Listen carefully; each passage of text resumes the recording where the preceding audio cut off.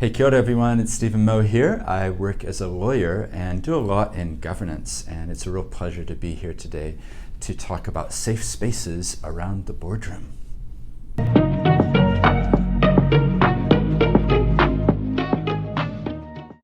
Hi, my name is Banicevich. Welcome to Governance Bites.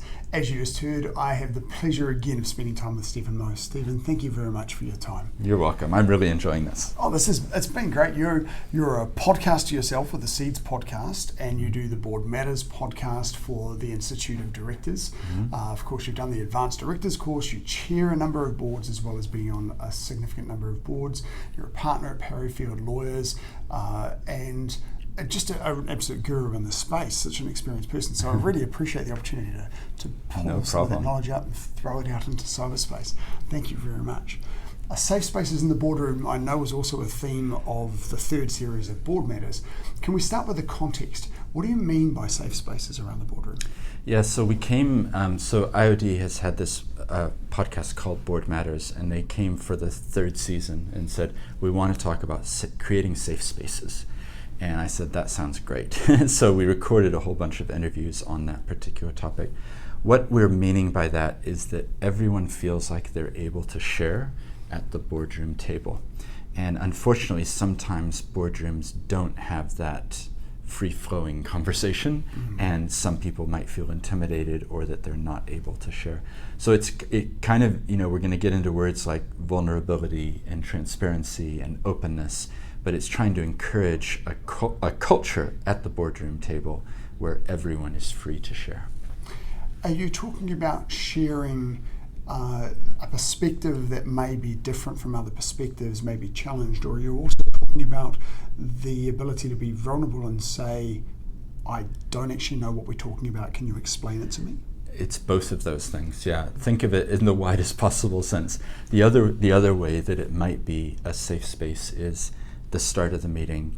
Hey everyone, I just want you to know that I just lost my father, and this is really hard for me to say, but he was a big influence in my life, and I just want you to know that as we start the meeting that this is weighing heavily on me. And so you might not feel like you could share that type of information. I'm not going into all details of every possible thing you're facing, but I think that's an element of a safe space in a boardroom, is that you actually are able to feel like you can share. And you can be a human, and you can be having a bad day, yes, or a bad week, or a bad month.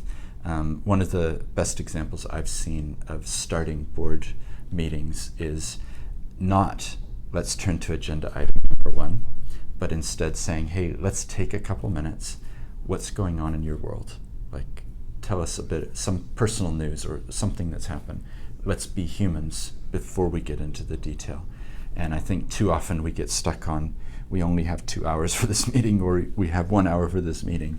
We forget about that sort of whakakanongatanga, face-to-face, getting to know each other elements here.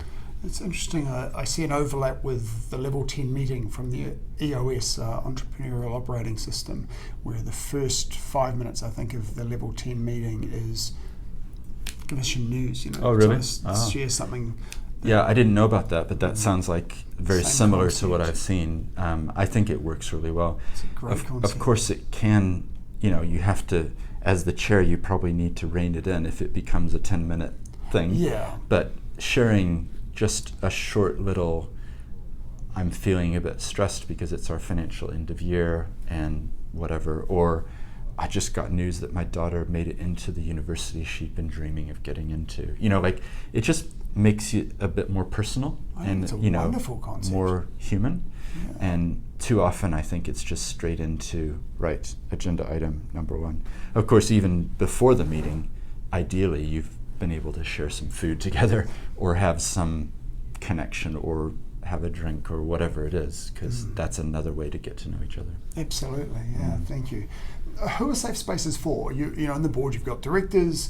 What about for management who might step in and do the odd presentation at the board meeting, or anyone else involved in governance? Yeah, I would want it to be, so it comes back to the culture in my mind. What culture are we creating? I would want it to be safe spaces for everybody, that everyone can feel like they can come into the boardroom and talk and share openly, and that would include the CEO. And I think you start to have problems if you're not getting people sharing, and if the CEO is actually struggling but feels like it's not safe to mention that.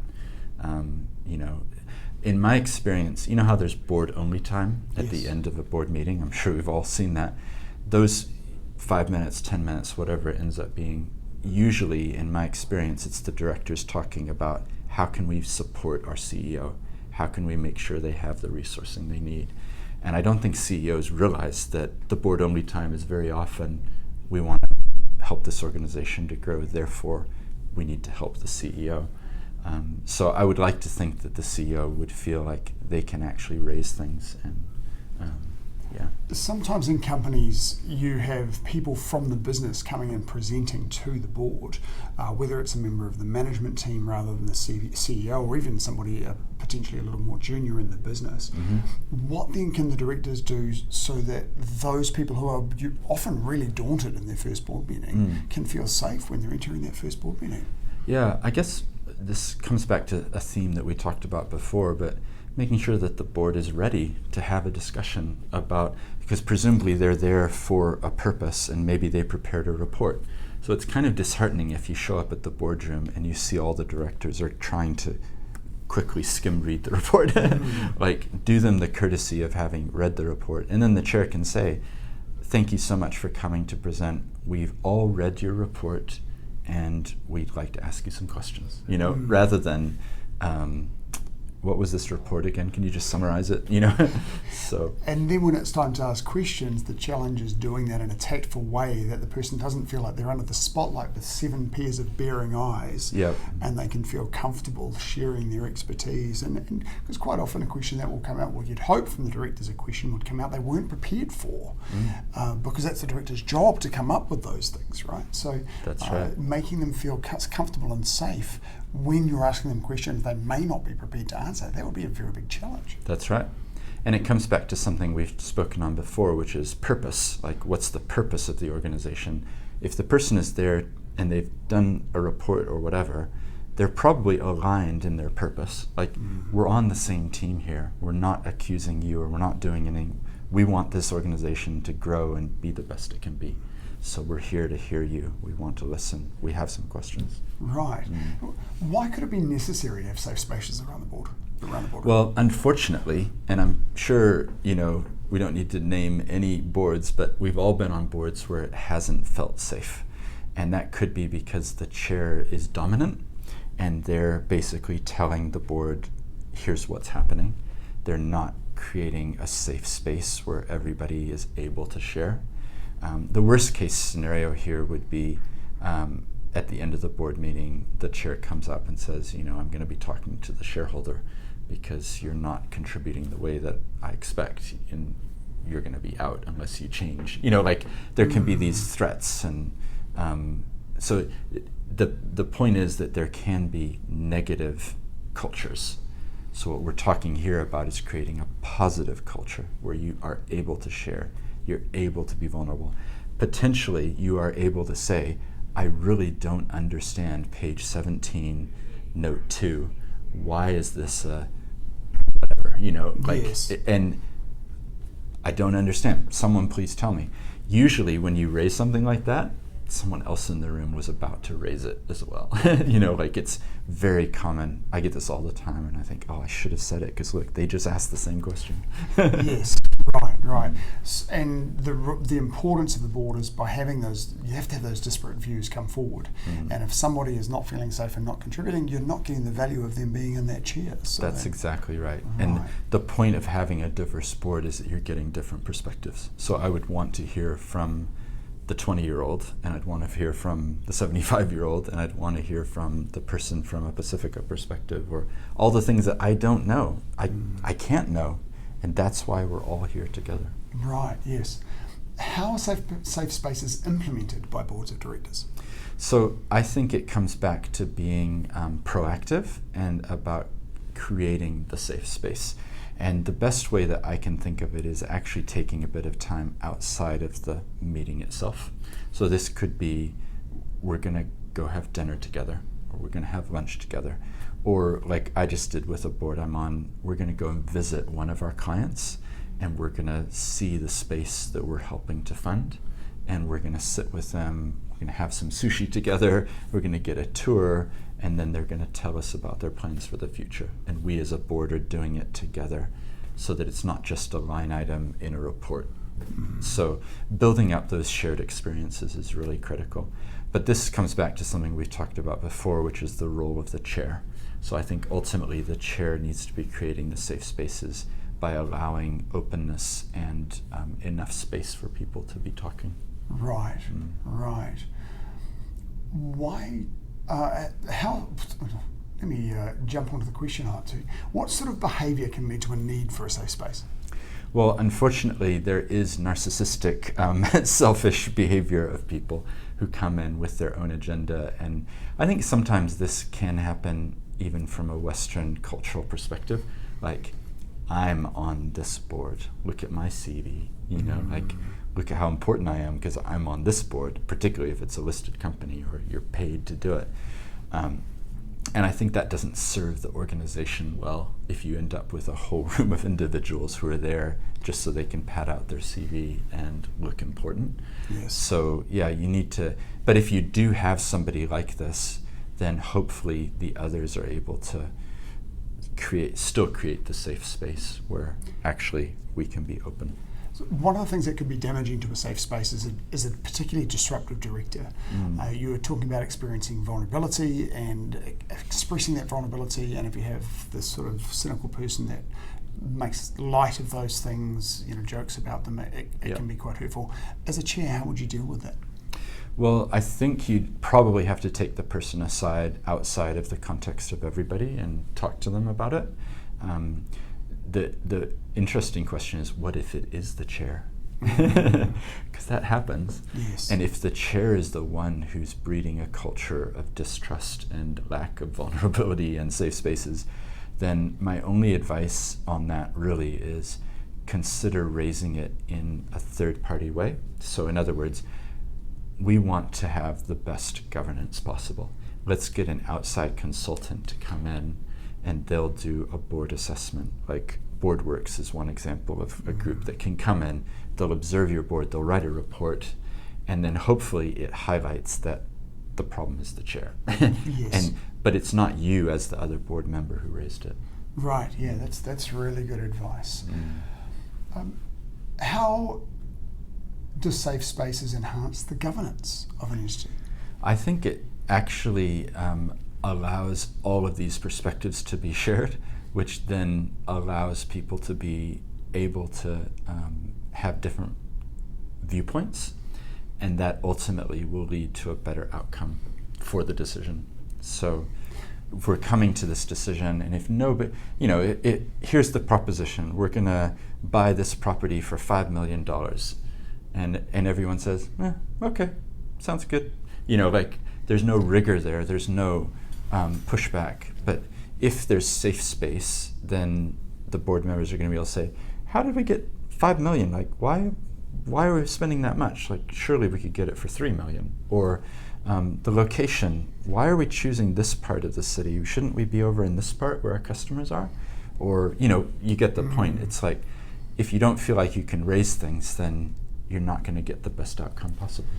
So in summary then, a safe space in the boardroom means that everybody in the boardroom has the comfort to say whatever they need to say as part of their role, which may be, I don't understand, it may be, what about this point you may not have thought of, even if it's unpopular. It may be, I personally am struggling at the moment for this reason. You know, please be a little bit sensitive towards that. If you have that safe space in your boardroom, then you're going to draw all the best value out of all of the members of the board, which is why they're there, to contribute to enhance the organisation through good governance. And that's exactly, it's a really good summary.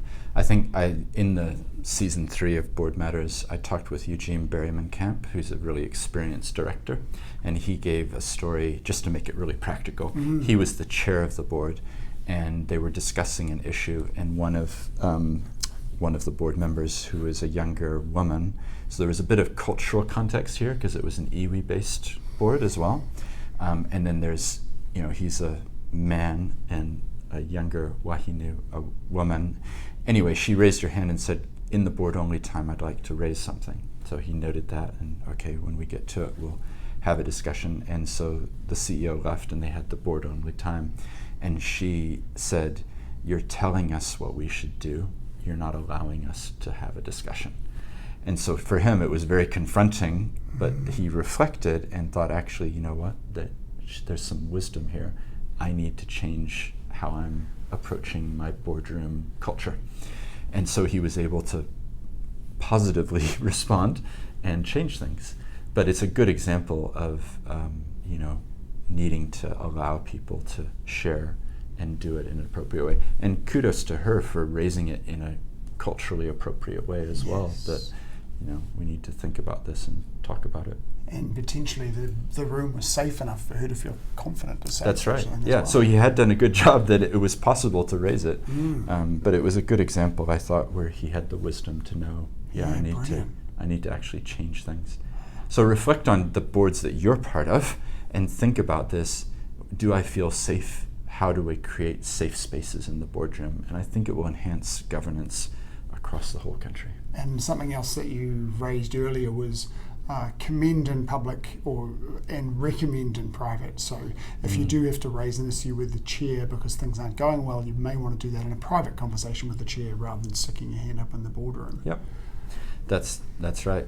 It's going to come down to the personal dynamics, and I think there's a lot of wisdom in having those conversations.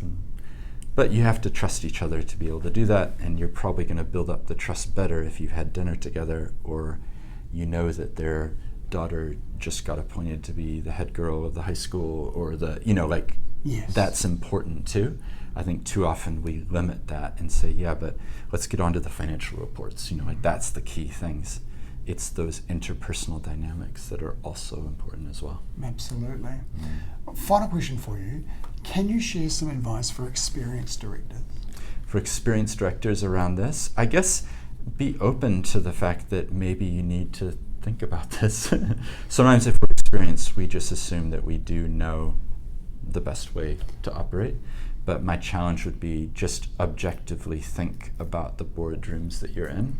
And have they become very, very business-like? Have they become very agenda-driven?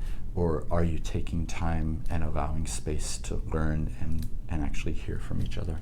Great. Steven, again, thank you so much for your time. It's been a really interesting conversation. I'll look forward to catching up again soon and see you next episode. Thank you. Thank you for watching this episode of Governance Bites. We have more episodes on YouTube and your favourite podcast channel, where I interview directors and experts on various topics relating to boards of directors and governance.